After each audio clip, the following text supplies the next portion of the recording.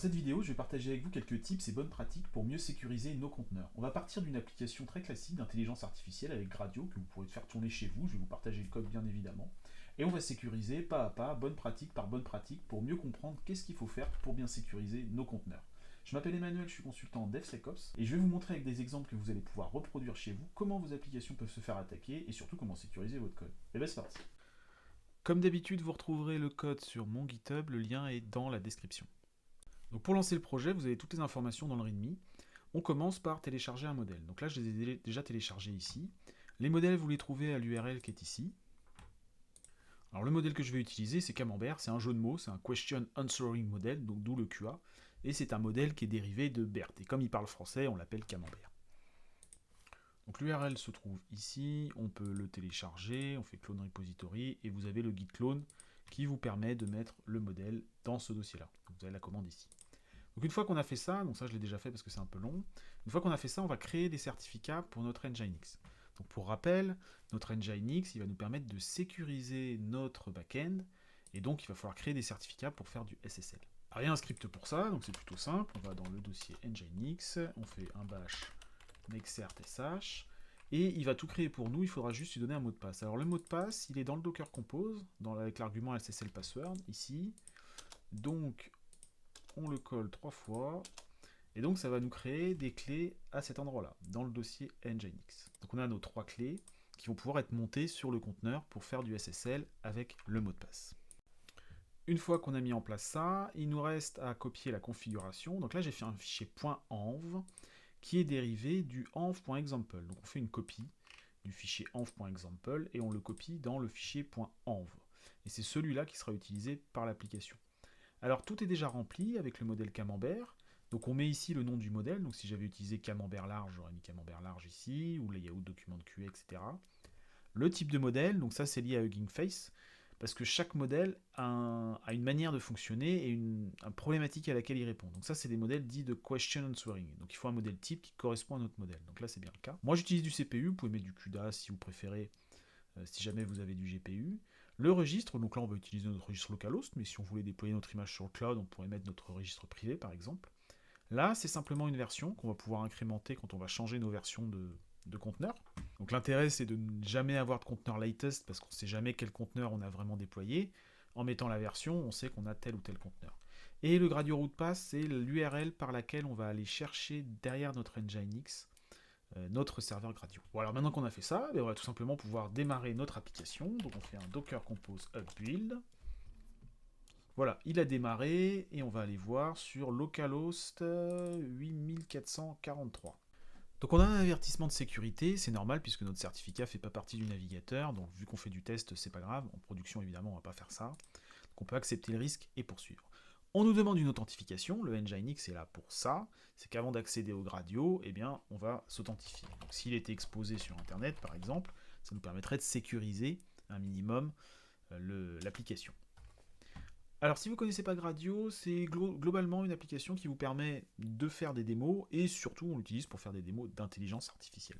Il va être capable de gérer des entrées et des sorties, donc là à gauche j'ai des champs d'entrée, donc j'ai un lien et une question, et tout ça va être soumis au modèle et avec la sortie. Je ne vais pas m'étendre sur le code, c'est pas vraiment le propos. Ce qu'il faut savoir, c'est qu'ici il y a une fonction qui va s'occuper de traiter les deux entrées, link et question. On va aller chercher le lien, on va le récupérer, on va le passer dans HTML to text, donc on va en faire du texte, et on va soumettre tout ça au modèle en lui disant voici un contexte, voici une question. Donc ça c'est la compétence de Camembert, c'est-à-dire qu'on lui donne un contexte, une page par exemple, et on lui pose une question dessus. Et il va répondre à une question sur ce contexte. Donc ici en réalité on va rentrer une URL qui va lui servir de contexte, et il va utiliser ce contexte pour répondre à notre question. Vous avez un exemple ici, donc vous cliquez ici et vous avez, ça remplit déjà les champs. Donc là, on va aller regarder la page de démarrage rapide d'installation de Git et on va lui demander comment est-ce qu'on fait pour installer Git sur Linux. Donc voilà, le modèle nous a répondu, on installe Linux comme paquet, donc c'est bien ce qu'on trouve dans la documentation de Git, puisqu'il nous explique qu'il faut installer Linux comme un paquet. C'est la méthode d'installation qui est conseillée de Git. Donc cette application, on l'a déployée dans un Docker Compose. C'est pas forcément ça qui ira en production, mais ça va nous permettre déjà de dégager des bonnes pratiques au moment où on développe notre stack et des erreurs de sécurité à ne pas faire. Alors, la première chose qu'on va faire, quand on va s'interroger sur la sécurité d'une stack de ce type, c'est qu'on va aller regarder nos images de base. Donc nos images de base, on ne les voit pas ici, il faut aller dans les dossiers, puisqu'à chaque fois on utilise le build. Donc on va construire une image à partir d'un contexte. Donc le contexte, c'est chaque sous-dossier. Donc dans Gradio Backend, j'ai mon Dockerfile avec ce contexte-là, et Nginx avec son contexte. Donc vous avez le Dockerfile pour Nginx et le Dockerfile pour Gradio Backend. Donc on peut voir que chacun de ces deux conteneurs ne part pas de rien, on ne part pas de from scratch, on utilise des images, déjà des images de base. Donc le conteneur Gradio, lui, il fait un multistage build. Donc il a d'abord une Python base sur laquelle il va installer Python et en partant de l'image NVIDIA, puisqu'en fait on va utiliser les drivers NVIDIA CUDA, même si je ne l'ai pas fait sur mon PC, c'est une image qui va être destinée à être déployée sur un contexte avec du GPU. Je dérive cette Python base pour en faire l'image d'installation. Donc je fais mon pipe install air requirements. Et ensuite, je récupère l'image à nouveau Python base et je copie l'environnement qui est ici. Pourquoi je fais ça? Parce que si jamais je dois installer des choses, ou je dois construire des choses, installer un compilateur pour builder quelque chose, pour installer une dépendance Python, et ben je vais pouvoir le faire ici sans polluer l'image qui va être résultante. On ajoute quelques packages si jamais on l'a demandé dans la configuration, notamment si on veut faire de l'OCR, donc là c'est pas le cas ici. Et il y a quelques variables d'environnement que je vous laisse voir à titre d'exercice. Ensuite on a un conteneur Nginx, et alors lui il est beaucoup plus simple, et il se base sur le conteneur Bitnami. Donc vous connaissez peut-être pas les images Bitnami, c'est quand même des images de très bonne qualité, et qui sont très bien maintenues, enfin voilà, c'est un bon fournisseur d'images. Un réflexe à avoir quand on veut vérifier qu'une stack est bonne, c'est d'aller voir la documentation. Donc on va aller voir la documentation du Bitnami Nginx. Et on a un problème. On a un problème, deprecation notice. Alors, on nous explique que finalement le conteneur il va plus être mis à jour, la maintenance va s'arrêter. Les conteneurs qui ont déjà été là, qui ont déjà été réalisés, vont être disponibles, donc il sera toujours possible de les télécharger. Par contre, la maintenance va s'arrêter. Alors ça, évidemment, c'est un problème. Alors c'est un problème de sécurité, puisqu'on ne va pas forcément corriger les CVE, mais c'est aussi un problème de maintenance, puisque votre conteneur, vous n'aurez plus les corrections de bugs, donc vous risquez d'avoir des problèmes avec votre conteneur. Alors comment on va faire pour notre image Nginx? Eh bien on va se tourner vers l'image officielle. On va aller regarder la documentation de cette image officielle. Pourquoi je vous dis ça? Parce que c'est pas parce que c'est une image officielle qu'il faut l'utiliser. Ici, l'image a l'air propre, elle est correctement maintenue. Mais si on prend l'image OpenJDK, qu'on utilise pour Java, eh bien l'image officielle, elle présente également une deprecation notice. C'est-à-dire que l'image officielle d'OpenJDK, et il y a énormément de projets qui l'utilisent encore malheureusement, en réalité il faut la remplacer par une de ces images qui elles sont maintenues. Donc si vous avez un projet avec une image OpenJDK, vous constaterez qu'elle n'est pas maintenue et qu'elle contient probablement beaucoup de vulnérabilités. Donc on va remplacer notre image par l'image officielle Nginx, et on va changer aussi quelques petites choses, on va changer les différents passes qui sont ici, puisqu'ils ne vont plus correspondre à l'image. Donc en général, quand on change d'image de base, il y a toujours un petit peu de maintenance à faire. Donc là, je vais prendre la Docker.io. Donc ça va plus être Bitnami, ça va être Library. Puisque quand vous tapez une image Nginx, le vrai nom de l'image, c'est ça. Donc c'est-à-dire que si vous faites Nginx latest, le vrai nom, c'est ça. On va également y mettre une version, puisque là, on utilise le latest. Quand vous allez récupérer votre stack dans quelques mois, vous ne savez pas quelle version vous aurez du conteneur. Il vaut mieux donner des versions au conteneur. Alors là, il y a plusieurs écoles. On peut se dire, je suis en production, donc je mets un numéro exact, pour être sûr que ce soit ce conteneur-là.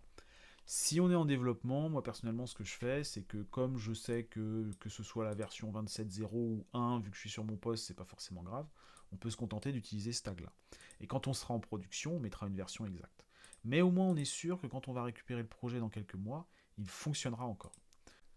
Donc je vous montre rapidement les modifications qui ont été faites. Étant donné qu'il n'y a plus le chemin Bitnami qu'il y avait dans les conteneurs Bitnami, on utilise ETC Nginx dans le conteneur. Donc les fichiers avant que je mettais dans le répertoire Bitnami, je les mets ici.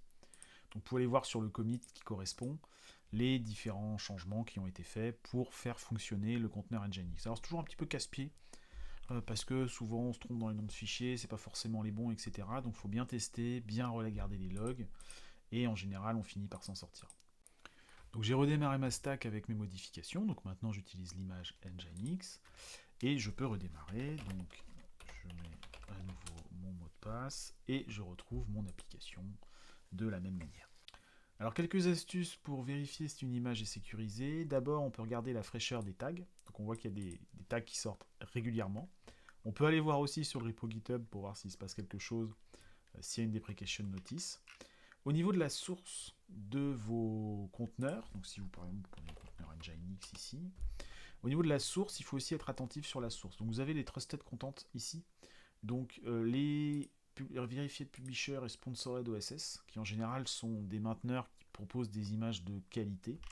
Donc là on a beaucoup d'images Nginx par exemple. Alors elles ne savent pas toutes exactement à faire ce qu'on a fait, mais on peut voir ces différents logos qui vont nous aider à déterminer si une image est de qualité. Donc il faut retenir que la source DockerHub, on peut trouver des images qui soient très vieilles, donc qui ne sont pas forcément mauvaises, mais vraiment vieilles. Donc là vous voyez, j'ai une image Nginx, un ingress controller, qui était probablement lié à une version de Rancher ultérieure. Bon bah le conteneur n'a pas été mis à jour depuis 5 ans. Donc c'est pas ce conteneur là évidemment qu'il faut utiliser. Au niveau des fournisseurs d'images de qualité, vous avez aussi Red Hat. Vous pouvez aller sur catalogue Red Hat et rechercher les conteneurs. Et là, vous pouvez rechercher les conteneurs. Donc ces conteneurs-là ont la particularité d'être certifiés par Red Hat. Donc vous aurez la maintenance de Red Hat au niveau des conteneurs. Alors là, on est sur une UBI 9. L'UBI, c'est les séries d'images de Red Hat qui vont avoir une maintenance qui est calquée sur les OS de Red Hat. Donc votre UBI 9, elle sera maintenue tant que Red Hat 9 est maintenu. Donc ça, c'est assez intéressant sur les images de Red Hat. Alors il y en a certaines pour lesquelles il faut avoir une souscription. Mais en général, les UBI peuvent être utilisées, même s'il peut y avoir quelques soucis de licence sur certains produits, vous pouvez les utiliser au quotidien. Vous avez également les images Bitnami, donc là par exemple on a le package pour PostgreSQL. Donc Bitnami de la même façon fournit des images de bonne qualité qui sont régulièrement maintenues. Donc là c'est pareil, on a un support, ici c'est VMware qui assure le support derrière. Et vous avez Tanzu qui est la version payante. Donc pour toutes ces images de base, ce qui est intéressant avec ces fournisseurs, c'est qu'ils nous fournissent des images, qu'ils assurent la maintenance, et ils proposent des offres avec support si vous travaillez en entreprise et que vous avez besoin d'un support professionnel.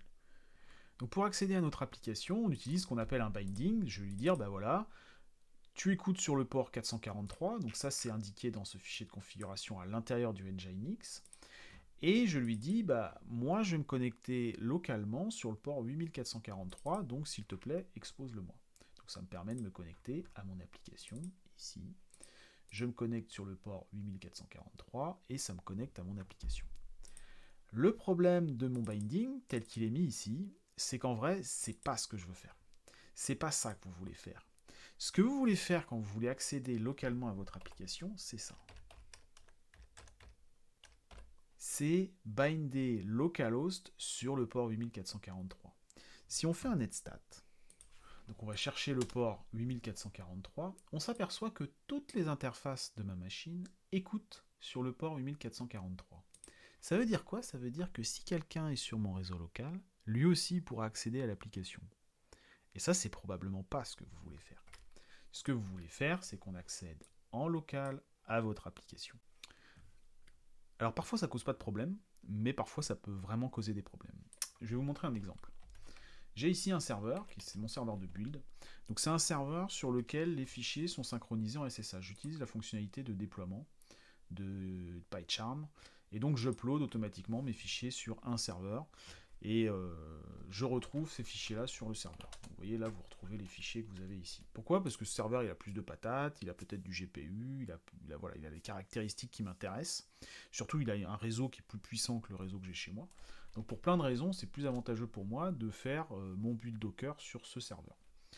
Donc là, j'ai démarré mon application, et pour y accéder, étant donné que je ne souhaitais pas l'exposer, eh bien j'ai utilisé, alors on va voir mieux comme ça, j'ai utilisé un binding de port, c'est-à-dire que j'ai fait une redirection SSH, et je lui ai dit, bah, sur ma machine, active-moi le port 8443, et renvoie les informations que j'y envoie sur le port 8443. Donc j'ai bindé le port 8443 du serveur vers le port 8443 de ma machine. Et donc ça me permet de me connecter directement à mon application en localhost, alors qu'en réalité, elle est sur le serveur. Donc c'est très pratique, et je fais ça en localhost à travers ma connexion SSH. Alors vous voyez peut-être où est-ce que je veux en venir, c'est que finalement, si je fais un curl HTTPS, et au lieu de mettre localhost, je mets directement l'adresse du serveur, 1443, et bien là, je vais quand même accéder à l'application. Je vais accepter le certificat, je vais mettre un mode verbose. Alors là, j'ai une autorisation de required, puisque effectivement, j'ai besoin de l'autorisation, donc j'ai quand même Nginx qui m'a mis un minimum de protection, mais j'avais pas forcément prévu d'exposer mon serveur. Et donc si je fais ça avec le port 7860, donc je vais le faire en HTTP, et bien là, je vais tomber sur mon application. Donc là, on voit qu'on a le code de l'application. Alors, on sera probablement redirigé parce qu'il s'attend à être derrière le Nginx, donc on aura probablement quelque chose de buggé. Mais on va se retrouver avec une exposition de notre application qui est en mode de développement, donc qui est peut-être confidentielle, à laquelle on n'a pas forcément envie que des gens puissent accéder. On l'a exposé sur Internet sans le faire exprès, parce que on a ces ports qui écoutent, enfin on a bindé toutes nos interfaces par défaut, alors que si on avait mis ceci, donc 127.0.0.1, je le mets sur les deux, puisqu'à chaque fois je vais y accéder uniquement en local. Je vais envoyer ça sur le serveur, je vais redémarrer ma stack, et cette fois-ci si je fais un netstat, je vois que j'écoute bien sur des ports locaux. Et si j'essaye de refaire mes curls, et ben ça va pas fonctionner. J'ai carrément une connexion refusée, donc il n'y a rien qui écoute sur ce port. On pourrait penser que cet exemple il est un peu tiré par les cheveux, mais en réalité c'est des choses que je rencontre très souvent et c'est des configurations que moi-même j'ai faites. J'ai pris une machine sur le cloud, j'ai commencé à travailler avec, et je me suis rendu compte plus tard que le firewall n'était pas activé de base.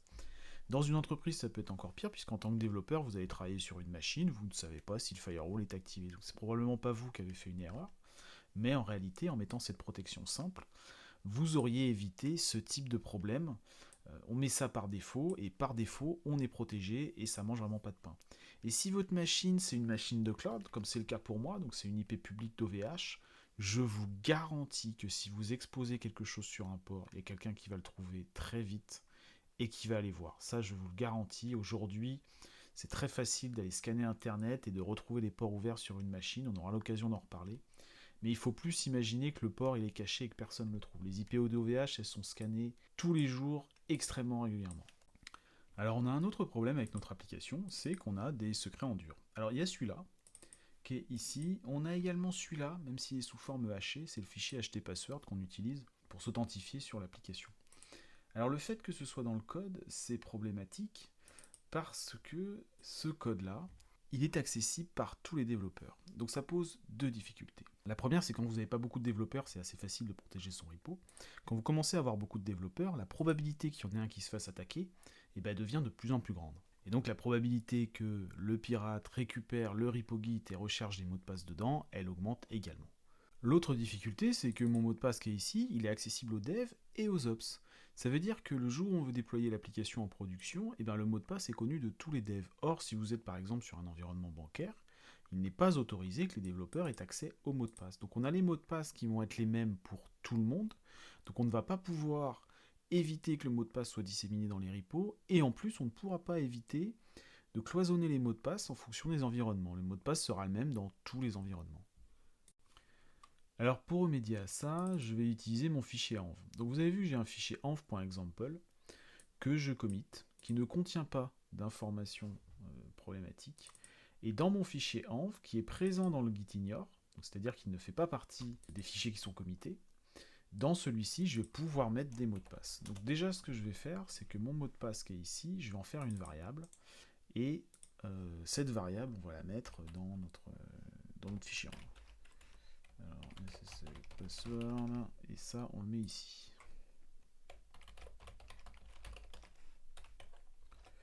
Ok.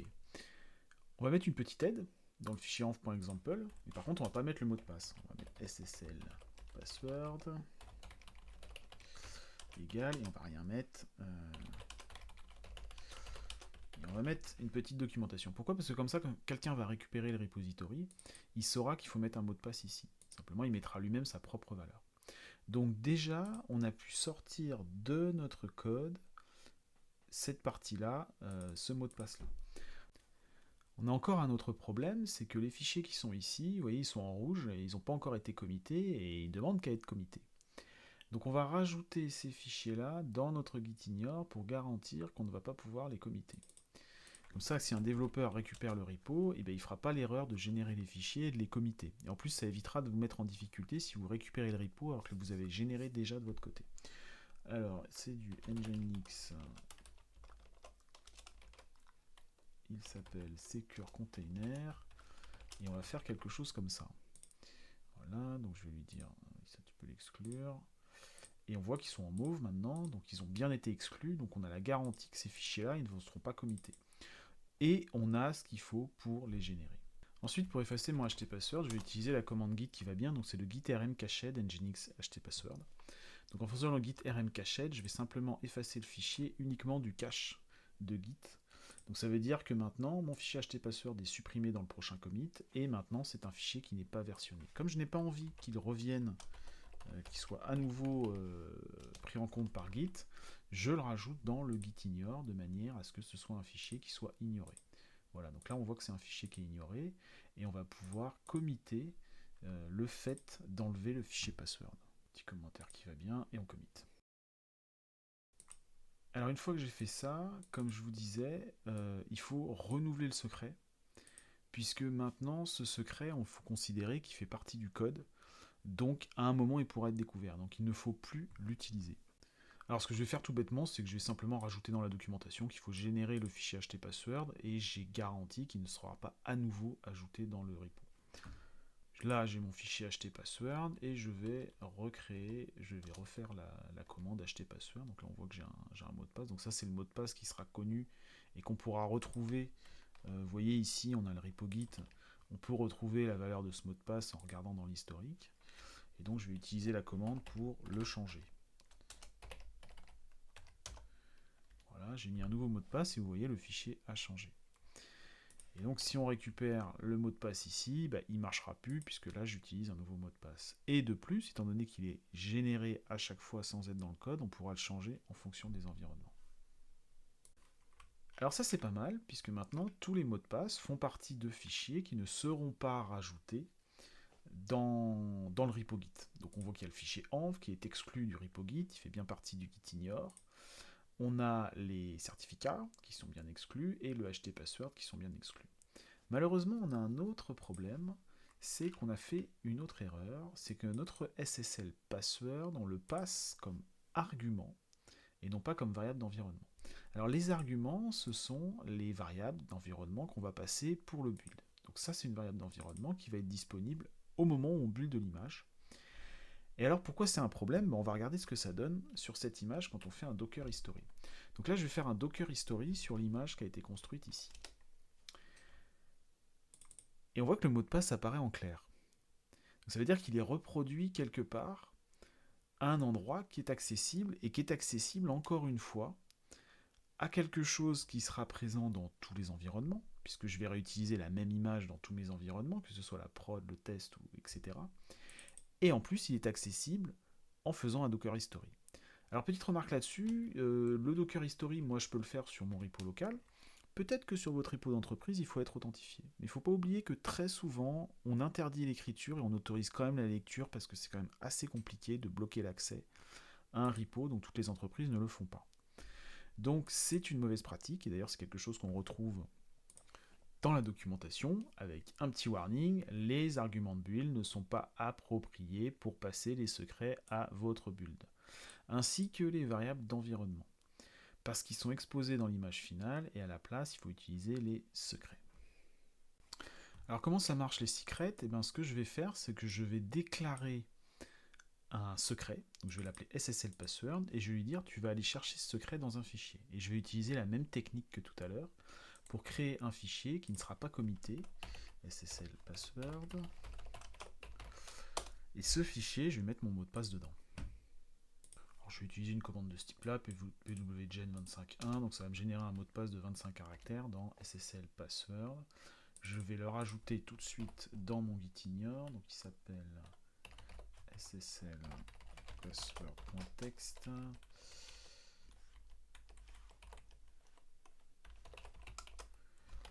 Voilà, et je vérifie qu'il a bien été ignoré. Voilà, donc là il apparaît en mauve, donc il ne fera plus partie de mon repo, je suis sûr de ne pas le committer. Ensuite, j'ai mon secret qui est ici, donc je vais l'appeler SSL password. Je le déclare dans mon conteneur, Nginx. Et donc ce qui va se passer, c'est que le conteneur, il va monter un système de fichiers qui s'appelle run secrets SSL password, et dedans, il va monter le password file. Et donc, il ne sera ni commité, ni présent dans quelque chose qui pourrait être révélé par Docker. Et donc, l'argument ici, je vais pouvoir l'enlever. Et je n'ai plus besoin de faire mon conteneur de ce type-là, puisqu'avant, j'avais besoin de mettre ce fichier, donc j'avais créé le conteneur pour mettre ce fichier-là. Donc, finalement, j'économise aussi un build sur mon Dockerfile. Et donc, j'utilise mon conteneur directement, donc ça simplifie la tâche. Alors avant d'aller plus loin, il me reste juste à régénérer mes certificats, puisque vous vous souvenez, ils ont été générés avec l'ancien mot de passe. Donc si je lance tout de suite si je lance ma stack, j'aurai cette erreur là, puisque le mot de passe ne convient plus. Donc on va aller ici et on va régénérer notre mot de passe. Je récupère le mot de passe ici.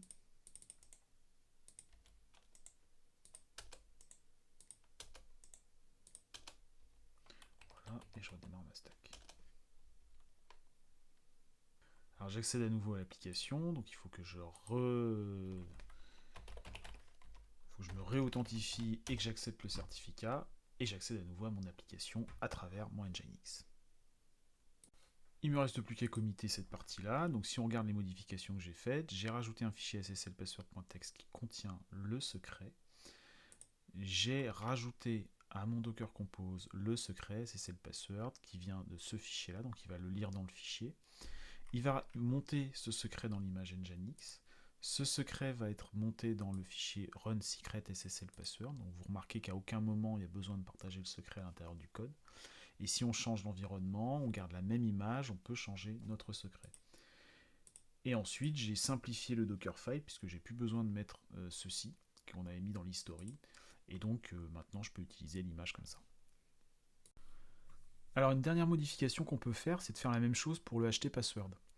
Donc j'ai supprimé la ligne qui faisait un montage du htpassword en tant que fichier.